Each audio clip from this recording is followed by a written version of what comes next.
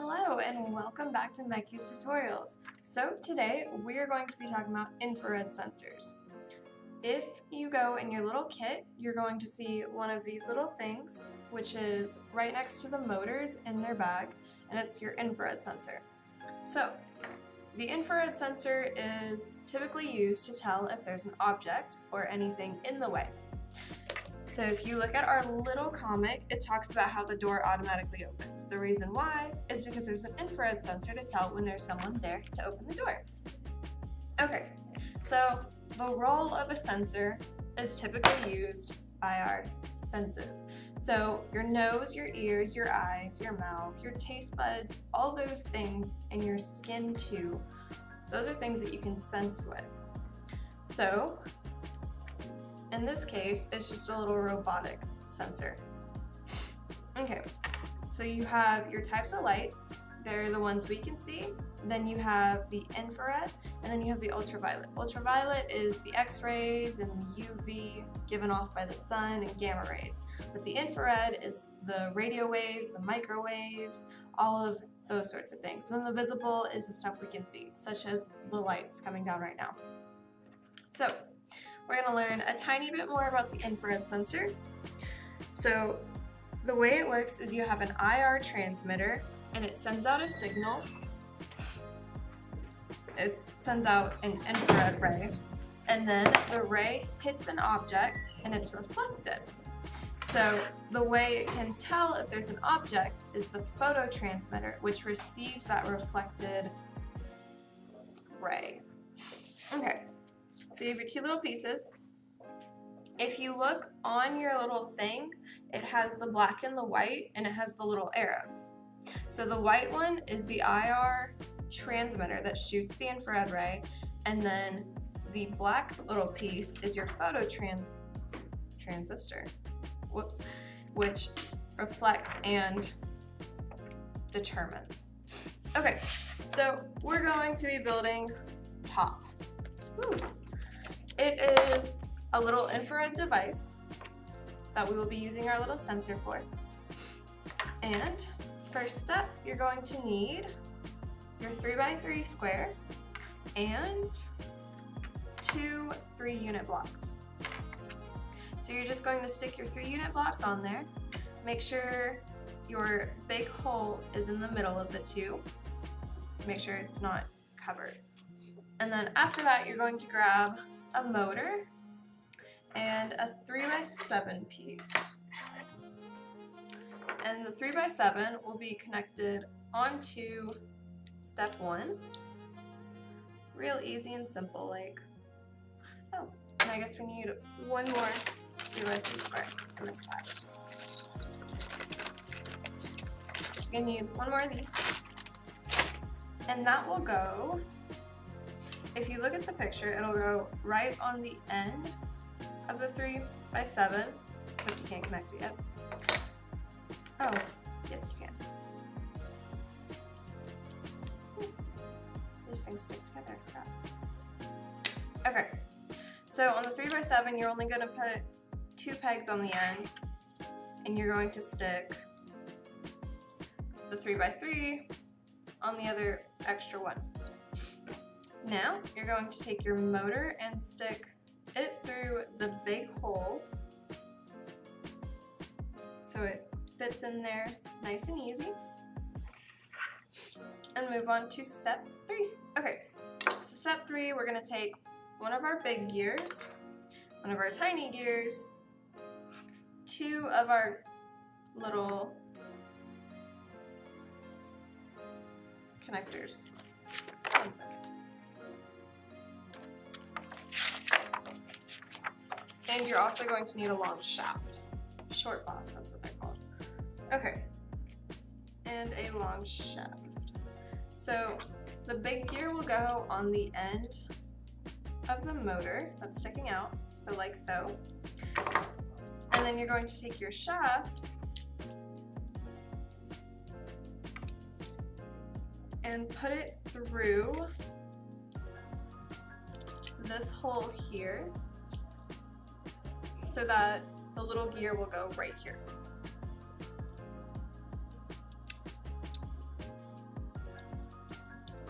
like so. And then you're going to put your short bosses on the end of that to make sure it stays in. Do we do both?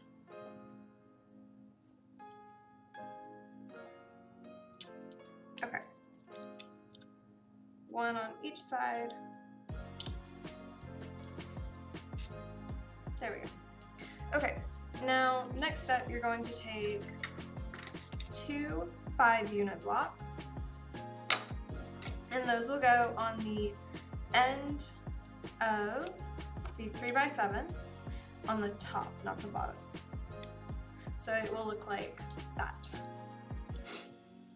And then you're going to take a 2x13, the really long white one, stick that on the ends of the 5-unit block that are sticking off the 3x7. There should only be 2. And after that, you will take, excuse me, a 3-unit block, one 3-unit block, and that will go, if you count up, it is 4. So 1, 2, 3, 4, right there. And make sure it's 2 and 1 is sticking off the end, like that. Okay. After that, move on to step 6. You're going to take a 1x7 and a 1x3, the blue pieces, and then you're going to take a 1x3 frame connector, which I don't think we've used yet.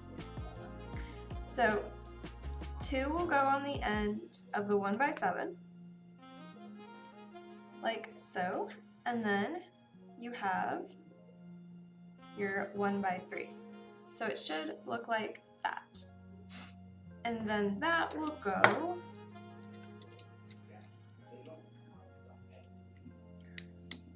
right there. So it should all line up perfectly. Nice little frame. Okay, step 8, you're going to take 2 4-unit blocks, 2 little 4-unit blocks, and those will go on the ends of the 2x13 and the, I guess, 1x3 or 1x10 if you want to count them all. So it should look like that. You're going to have this little extra piece of the 2x13 in the middle, and you're also going to take another little 4-unit block, and you're going to put it right in between the 3 and the 5-unit block. So it should look like this. Okay.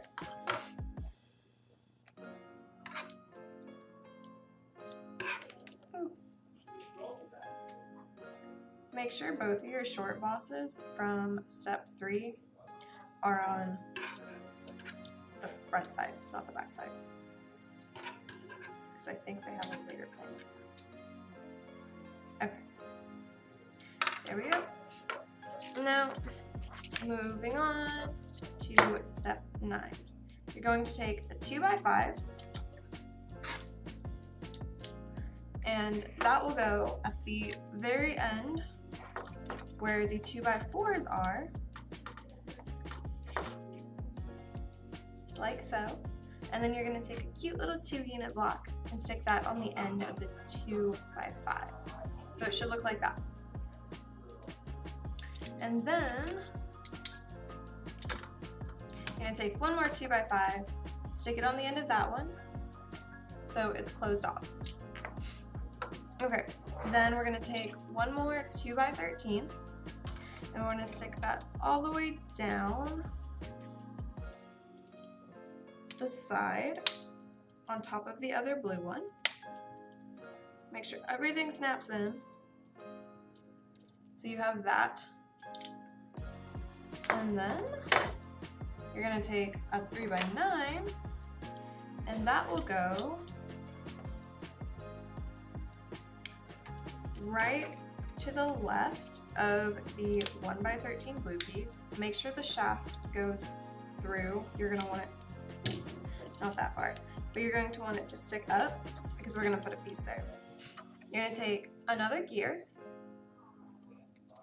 and stick that where the shaft is sticking up, and then you're going to take a silicone boss to make sure it stays. like so. Okay, moving on.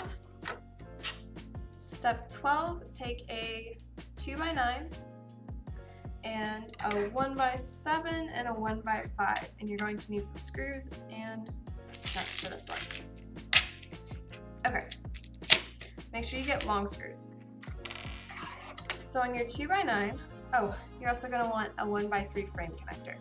So let's connect those real quick. Take 2 of the 2x9 and 1 of the 1x5. Connect those. And then you're going to take the 1x7. That one's not wanting to connect very well. I wonder why.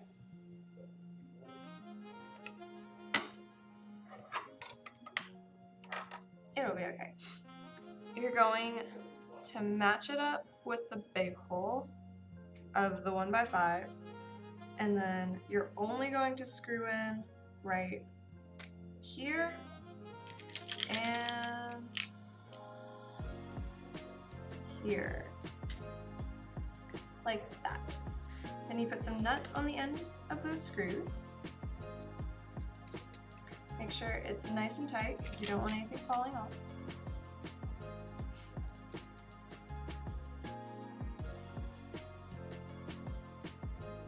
Okay, and then, wow, one more 1x13.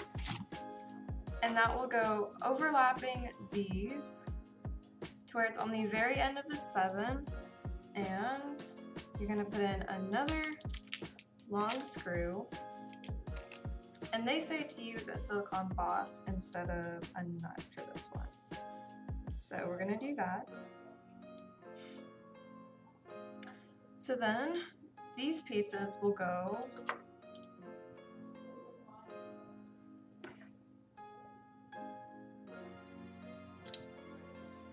like so.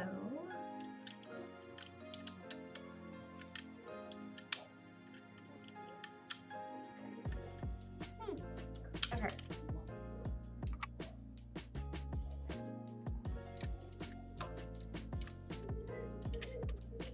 You're going to want it to line up, except that doesn't line up because, okay, that's fine.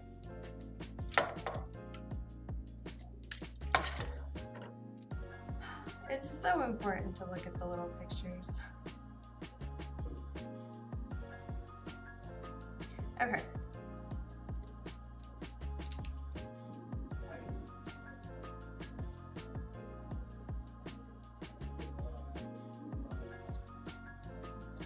That's where you want your screws to be. I messed up.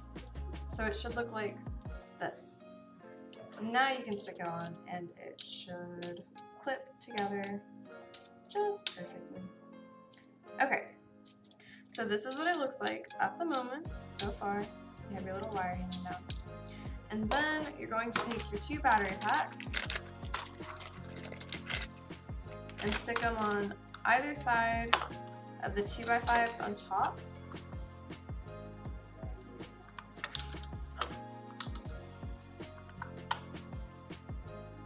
So it should look like that. And then you'll take your motherboard and stick that down here. You want to make sure the orange buttons are facing the motor because you're going to plug everything in here. Okay, set that aside. Grab a big wheel, another long shaft, stick that through. Then you're going to want another silicone boss. Stick that after one of your short bosses on one end, and make sure that end is the shorter end of the shaft. Okay, like that. Then you're going to take 2 more short bosses, stick those on the longer end, and right after those you're going to take a small gear and stick that on the end. So it should look like that. Okay, that will go if you look at the diagram, you have your big circle and then it'll go to the one right after that. So it should fit in the gears. Okay. I don't know how that's not going to fall out.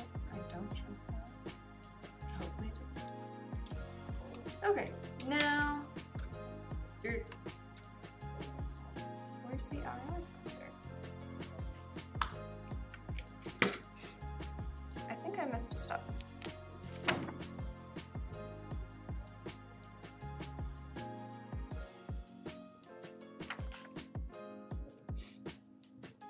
No.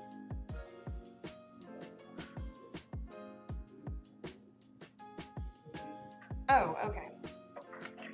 We did miss a step.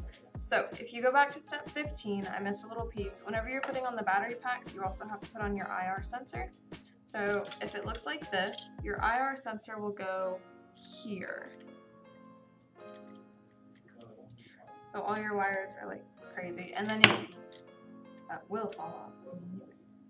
I don't like that.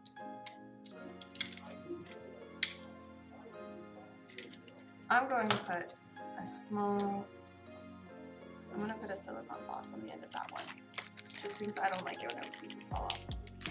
Okay.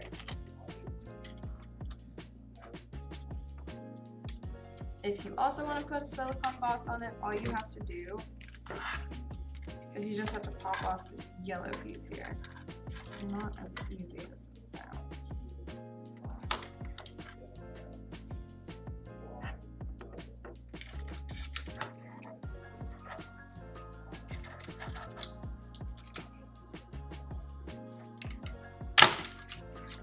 Okay. Stick that through one more time, and then put your silicone boss on. Okay, now you can stick the other pieces back on.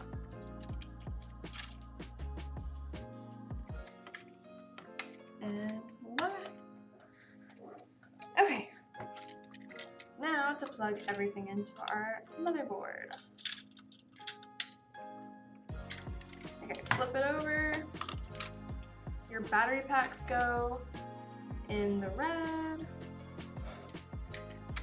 because they're all color coordinated, if you haven't noticed. And then your infrared sensor will go in one of these pieces. They typically put it in this one.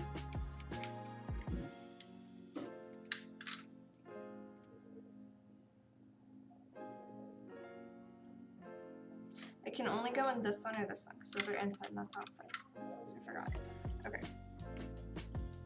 Now your motor will go in the white one. And if you have batteries in here, which I am most positive I do not. 1 second.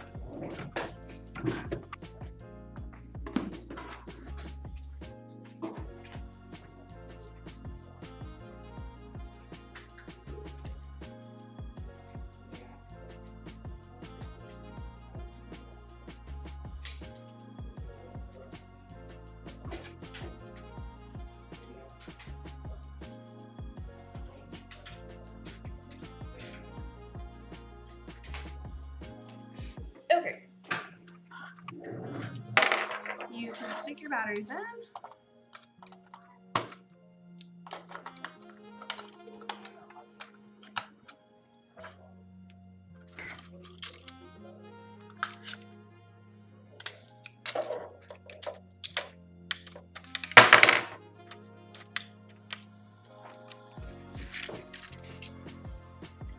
And voila, it's on.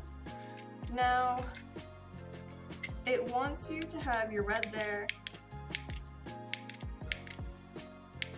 Come on.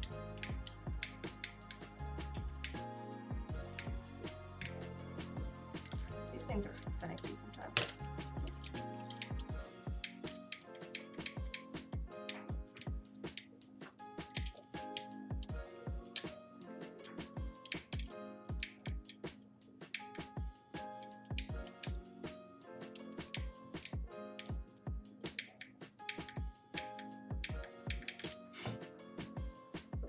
This motherboard might be messed up.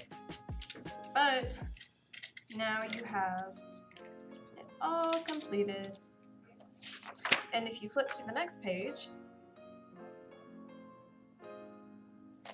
it has the little game. Okay, so when detected by the IR sensor,